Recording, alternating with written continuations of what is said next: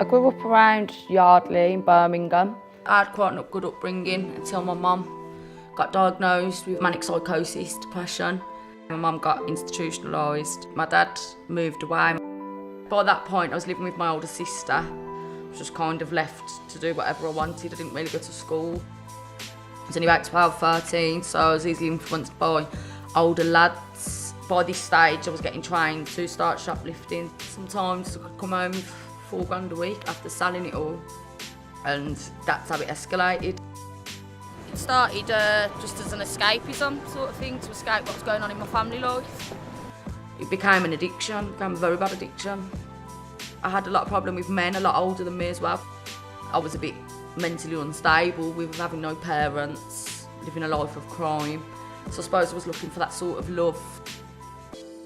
18 months ago, I was in court looking to go to prison. That prospect scared me, more so because I didn't want to lose my daughter. What actually stopped me from going to prison that day was my report from my probation officer saying that I just needed another chance. I got given an 18-month suspended sentence. They sent me to the women's centre to do a 60-day order. That's where I covered my maths and English. They helped me out with my finance and debt. I got counselling there as well. I was a bit frightened at first, I think, but then as soon as I got into it, I was like, wow, I can't believe I've been given this opportunity. That's where I learned self-awareness, self-development and life skills. Do you think you're likely to offend again in the future? Definitely not. Before, it was like, I'll tell you whatever you want to hear. This one was different. I had brilliant support. I'm quite lucky that I had people who believed in me. I always wanted to make something of myself, I just didn't know how to. They seen my potential, they seen something inside me that I never seen.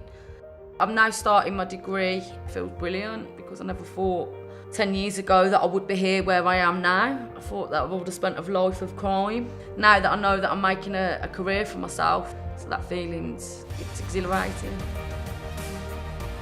Not only am I on the right path, I can put my daughter on the right path also. Because I realised if I hadn't changed my life, I can't make something of my daughter's life. I'm very proud of myself to have come so far, and I'm also very thankful to a lot of the people that helped me along the way.